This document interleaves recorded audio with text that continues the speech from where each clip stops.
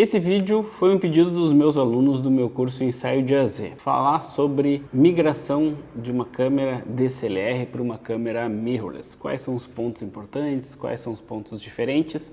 Também vou gravar um pouco das minhas configurações na Canon EOS R. Então, se está pensando em comprar uma mirrorless, está pensando em migrar da DSLR para mirrorless, assista esse vídeo. Buenas, tudo certo? Eu sou o Lucas Cavalheiro, seja bem-vindo ao canal da Escola de Fotógrafos. Eu tive muitas câmeras DSLR, eu ia falar agora a lista, mas com certeza vou me esquecer, mas tive T1i, T2i, tive Pentax, já usei tudo quanto é tipo de câmera DSLR e elas são todas muito parecidas. Em relação às mirrorless, eu não tenho tanta experiência assim. Já usei uma Sony, já usei uma Fuji, já peguei na mão assim rápido uma Fuji, mas o meu uso principal são as câmeras da Canon. Essa minha experiência principal são com câmeras mirrorless da Canon. Então, 90% do que eu vou falar aqui, muito provavelmente vai se encaixar muito mais para quem tem Canon, tá bom? Eu tive a Canon EOS RP, comprei uma SL3, foi no meio da pandemia, e depois vendi a SL3 e comprei uma EOS R. Então eu fiz esses passos aí. E eu posso falar para você sem sombra de dúvidas que se tu usa, por exemplo, uma Canon EOS SL3, 90D, 80D, fotografando pelo Live View, quando tu migrar para uma mirrorless, tu não vai sentir praticamente diferença nenhuma, na minha opinião. Por quê? Onde reside a maior diferença? Nos sistemas de foco, que no caso da Canon tem o Dual Pixel AF, ou o sistema de foco Dual Pixel, que acontece só quando a gente fotografa pelo Live View nas câmeras DSLR a partir da T7i, então T7i, T8i, 70D, 80D, 90D, mas melhor nas câmeras mais novas, 90D, SL3, na SL2 também tem, mas na SL3 é melhor, tem reconhecimento de olho, e esse sistema está em todas as mirrorless da Canon, e nas mirrorless mais novas funciona cada vez melhor. Então todo lançamento que a Canon faz tem uma evolução no sistema de reconhecimento e na precisão e velocidade do foco. Por exemplo, eu estou usando hoje a EOS R, e a EOS R tem um reconhecimento de rosto, uma fixação no rosto pior do que a RP. A RP foi lançada um pouco depois e eu acho que ela tem alguma melhoria aí nesse algoritmo. Eu usei as duas e sinto isso, de que quando eu estou fotografando no ensaio, a RP perdia menos o rosto. Se a pessoa vira meio de lado assim, ó, a R já se perde um pouco. Na RP ela mantinha mais o reconhecimento, mas a R, quando reconhece, se a pessoa está em movimento mais rápido, ela acerta mais o foco. A RP demorava um pouco mais, isso também é SL3. Então essa é uma diferença que tu vai encontrar, quanto mais nova for a câmera, em geral melhor o sistema de foco, porque é uma tecnologia que está evoluindo. Isso vale também para as câmeras da Sony, também vale para as câmeras da Fuji. Se pegar os lançamentos, eles vão ser mais rápidos e mais precisos e vão ter mais features, vão reconhecer carro, cachorro, o olho da pessoa dentro do carro e assim por diante. Uma mudança bem importante que vai acontecer, pelo menos para mim, é que na DSLR eu raramente utilizava todos os pontos de foco selecionados. Eu sempre, ou quase sempre, utilizava o ponto central de foco. Eu tinha uma 6D, que é uma câmera que tem poucos pontos de foco. Então eu nunca ou quase nunca utilizava todos os pontos de foco selecionados. Na mirrorless, eu sempre ou quase sempre utilizo a câmera escolhendo qual ponto ela vai focar. Na verdade, eu deixo livre, não uso pontos, eu uso reconhecimento de rosto e deixo a câmera livre para focar em qualquer ponto. Na DSLR, eu raramente utilizava foco servo, utilizava só em algumas situações específicas, cliente caminhando e tudo mais, por causa de duas questões. Primeiro, porque eu não conseguia focar e recompor, e segundo motivo, quando estava de noite, a luz auxiliar de autofoco do flash ou do rádio flash ajudava bastante a focar. Na mirrorless não tem luz auxiliar de autofoco, não funciona o rádio flash ou flash, aqueles raios vermelhos não funcionam. Então esse é um motivo. Segundo motivo, eu não preciso focar e recompor, a câmera está sempre reconhecendo o lugar que faz o foco no rosto ou no olho e assim por diante. Quando a câmera erra o ponto, eu simplesmente toco no rosto ou no lugar que eu quero que a câmera faça o foco e ela vai encontrar ali aquele assunto, aquele objeto e vai seguir aquele assunto, aquele objeto. Segundo ponto, se eu estou fotografando utilizando o Viewfinder, que na verdade não é um Viewfinder, né? Ele é um LCD pequeno. Então, essa é uma diferença bem gritante quando a gente fotografa na DSLR com o Live View. A gente está utilizando a câmera como se fosse uma mirrorless, porque não está fotografando pelo espelho, está indo para o sensor a imagem, processando e mostrando no LCD para vocês. Quando a gente fotografa pelo Viewfinder, aí é um sistema totalmente óptico e o sistema de foco também é um sistema puramente óptico, digamos assim. Já nas mirrorless ou quando fotográfico pelo Live View, a gente tem um sistema de processamento de dados e de reconhecimento que interfere e que ajuda a fazer o foco, tá? Então são sistemas um pouco diferentes e hoje o sistema mais preciso e mais rápido é utilizando o Live View ou, no caso das DSLRs, das mirrorless, o Dual Pixel F. Então nesse caso, quando eu fotografo pelo vulgo Live View na EOS R, eu uso o LCD como se fosse um joystick. A gente consegue configurar, deixar toda a área ou uma parte do LCD como um joystick. Porque às vezes a câmera vai errar o lugar de foco e a gente mexe com o dedão, assim, fica bem colado perto do rosto, assim, mexe com o dedão para posicionar como se fosse um joystick, como se fosse um trackpad, um mouse, assim, sabe? Como se fosse um lugar de uma Wacom, assim, para posicionar onde quer que o foco se vá. E é bem útil e funciona bem dessa forma, tá? Eu conheço muitos fotógrafos que seguem utilizando a mirrorless, o sistema de foco da mirrorless, como se utilizava na DSLR, ou seja, deixa sempre um ponto ou deixa vários pontos, mas sempre baseado em pontos. Eu não utilizo mais dessa forma, eu sempre utilizo baseado em rosto. Mas se eu fotografasse só objetos, só coisas paradas, eu utilizaria modos de pontos, tá? Por que eu utilizo o rosto? Porque eu fotografo pessoas, eu faço ensaios, então sempre ou quase sempre vai ter rosto na minha cena e é sempre ou quase sempre o motivo para ser focado. Então eu parei de focar e recompor. Outra questão bem diferente, bem grave, digamos assim, para quem é mais saudosista ou para quem é mais apegado, é que tu praticamente não olha mais o fotômetro da câmera. Como assim, Lucas? Exato. Tu não vai olhar o fotômetro da câmera e se tu olhar o fotômetro da câmera, tu vai ver que o que tu está vendo no fotômetro, não digo que é mais importante, mas perde importância para o que tu está vendo no LCD. E eu vou dar um exemplo de melhoria que a Canon poderia fazer e que a Sony já tem, que é o sistema de zebras. O que é mais importante? Eu ajustar conforme o fotômetro ou se eu tivesse zebras que me informam quais partes da foto estão estouradas? Porque muitas vezes o fotômetro pode estar no -2 e um céu que eu queria proteger e ter informação vai estar estourando. Se eu tivesse zebras na Canon para mostrar que aquela parte da minha imagem está estourando, eu poderia fotometrar corretamente. E esse é o ponto, na minha visão, de fotometria. Esse é o jeito de se fotometrar, na minha opinião. Proteger os assuntos que não têm recuperação ou proteger os assuntos importantes que não têm recuperação.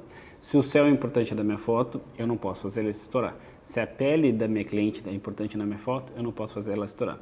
E aí, às vezes a gente tem um compromisso entre céu e pele da cliente e a gente vai ter que fazer algumas escolhas. Normalmente a minha escolha, o meu modo de fotografar, isso é uma das coisas que eu ensino no meu curso no Ensaio de AZ, é fazer um pouco de cada. Deixo uma determinada margem para o céu estourar na minha foto, mas não estourar na pós, ou seja, ele aparece estourado de leve, bem claro, mas eu consigo recuperar na pós e trazer informação para ele. E isso facilita na hora que eu vou tratar a parte da pele que eu consigo recuperar e não trazer tanto ruído e assim por diante. Porque se eu faço o céu ficar azul na foto, muitas vezes não vai dar para recuperar tão bem a pele, vai ficar muito estranho, o tom de pele muito estranho na foto. Tá? Não é só o ruído que incomoda, fica uma espécie de troca de cores, tem uma coisa diferente que acontece ali no sensor, que ele, principalmente na Canon, pelo menos na EOS R, que é diferente, que não faz sentido direito. Então essa forma de fotometrar, de olhar o que está estourando ou não, para mim é muito mais importante do que olhar o fotômetro, tá? Claro que a gente vai entender o fotômetro, pensar nas médias, se a gente está no matricial ou nos pontos, para onde eu estou apontando, ou se o lugar que está fazendo foco, se eu estou utilizando medição pontual. Isso é importante saber? É importante saber. Para quando estiver usando flash, porque aí no flash tem uma outra questão que é o seguinte, inclusive essa é uma configuração que tem que fazer na câmera. Quando a gente está com a simulação de exposição, guardem este termo, simulação de exposição, é muito importante, na simulação de exposição é muito importante que a gente desabilite a simulação de exposição quando estiver fotografando aqui no estúdio com flash ou quando estiver fotografando numa externa em que tu vai subexpor muito a cena. Como assim? Digamos que eu estou fotografando aqui no estúdio, tá? O exemplo do estúdio e na externa subexpondo a cena é bem parecido, que é o seguinte. Aqui no estúdio vai ser f10, 1:125, ISO 100. f10, 1:125, ISO 100 vai dar uma foto preta se eu não estiver usando flash. E aí o que acontece? Se a minha simulação de exposição está ativada, eu não vou conseguir fazer a composição. Por quê?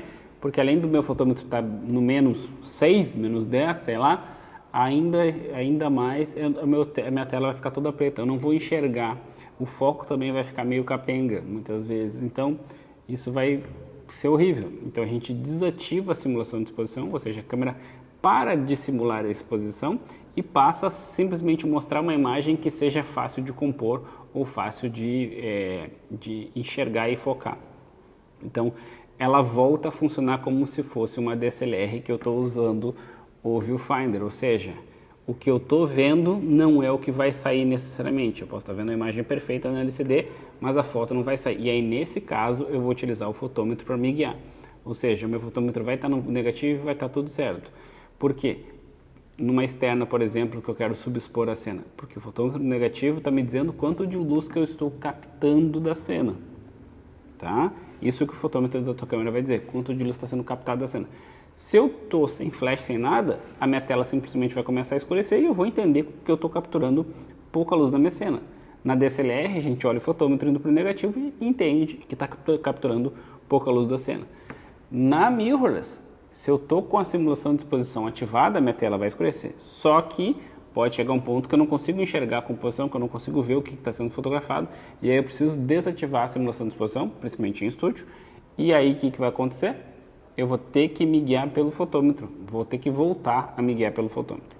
Fora essa situação bem específica, eu digo para vocês que vocês vão parar de olhar o fotômetro, vão passar a olhar mais o LCD, mais a se guiar para entender como a foto está saindo a partir do que vocês estão vendo no LCD da câmera, porque realmente é como a foto vai sair, tirando a profundidade de campo. Aliás, um comentário sobre profundidade de campo, que é esse fundo desfocado aqui. Na Canon e na Nikon, eu não sei como é que é na Sony, mas na Canon e na Nikon tem uma diferença que eu descobri esses dias com meu amigo Fabiano Panizzi, que é fotógrafo, e a Nikon Z ele utiliza, acho que uma Z5 da Nikon, não tenho certeza. Na Canon, o diafragma está sempre aberto. Ele só fecha na hora da foto, tá? Na Canon, no modo vídeo, o diafragma está sempre respondendo conforme vocês estão mexendo. Então, se vocês fecham o diafragma fecha. Se vocês abrem o diafragma abre. Ou seja, quando eu fecho o diafragma, muda o desfoque no fundo, muda a profundidade de campo e eu vou ver. Quando eu estou fotografando, se eu começo a fechar o diafragma, eu não vou ver o fundo mudando a textura, eu só vou ver a simulação de exposição disso, ou seja, eu vou passar a ver a minha imagem escurecendo, fechando o diafragma, por exemplo, a imagem escurecendo, mas eu não vou ver esse reflexo no fundo ficando mais nítido. E aí a foto vai ficar diferente a foto que eu vou fazer vai ficar diferente do que eu estou vendo no LCD da câmera, vai ficar com mais profundidade de campo. Esse é um detalhe na Canon. Na Nikon, tiveram uma solução diferente. Ah, Lucas, mas eu não poderia apertar o botão DOF Preview? Exatamente. O botão DOF Preview, que é a pré-visualização da profundidade de campo, na minha opinião, faz muito sentido existir na mirrorless da Canon. Faz muito sentido, porque eu aperto e vejo a previsão da profundidade de campo. A previsão da exposição eu já estou vendo. Agora, a previsão da profundidade de campo eu não vejo. Tá? Já na Nikon, quando tu fecha o diafragma, a câmera fecha o diafragma de verdade. Então ela passa a fechar o diafragma, escurecer a imagem para nós e passa a fechar o diafragma. Só que isso tem um impacto bem gritante em situações de pouca luz, que é o caso do meu amigo Fabiano, estava comentando comigo se ele sabia uma solução para isso e até o presente momento não existe solução, que é o seguinte: quando o diafragma começa a fechar, começa a passar pouca luz pela lente. Quem é o meu aluno dos meus cursos sabe. Eu explico exatamente como se fosse um cano de água. Um cano aberto assim passa bastante água, um cano fechado assim, pequeno, passa pouca água. Na lente, o diafragma é exatamente isso. É um dispositivo que passa muita luz ou deixa passar pouca luz. Imagina que o diafragma agora está bem pequenininho, bem fechadinho assim. Vai passar pouca luz. Se vai passar pouca luz pela lente, vai ser difícil de o sistema de foco trabalhar. E o sistema de foco precisa de bastante luz para conseguir achar os contrastes, as fases dos assuntos que vai ter foco. E aí meu amigo estava fotografando na balada, utilizando uma lente 1.4, e o legal de usar lentes 1.4 para quem fotografa com pouca luz, para quem fotografa no escuro, é que o foco fica mais rápido. Por quê? Pensa na Canon, o diafragma está aberto, entra um caminhão de luz pela lente. Entra 1.4 de luz pela lente. Então o sistema de foco funciona bem, a câmera, a simulação de exposição não precisa subir o ISO lá para cima para mostrar, que não vai ficar aquela imagem meio lag, meio estranha, que é o que acontece muitas vezes. Só que eu não vou ter a profundidade de campo certa, porque mesmo que eu feche em f4, daí a situação que o meu amigo estava comentando, fecho o diafragma e aí eu vejo a profundidade de campo certa, mas a minha câmera simplesmente emburrece no foco, fica lenta, fica devagar, porque passa pouca quantidade de luz. Então, essa é uma das diferenças bem gritantes da questão da Canon e da Nikon, que é preciso estar atento, tá? Uma outra questão em relação à Canon. Para quem fotografa eventos, utiliza TTL e utiliza burst com frequência, ou disparo em rajada, disparo em sequência, aquele metralhadora, vai sofrer o pênalti. Eu não sei se isso está assim na R6, R6 Mark II, R7, R10. Por favor, faça o teste, tá? E me conte aqui nos comentários. Mas na RP e na R, até onde eu sei, na RP e na R, quando tu utiliza flash em TTL e burst, o burst fica absurdamente lento. No caso, se a câmera faz 6 fotos por segundo sem flash ou com flash em manual, quando utiliza em TTL, a câmera fica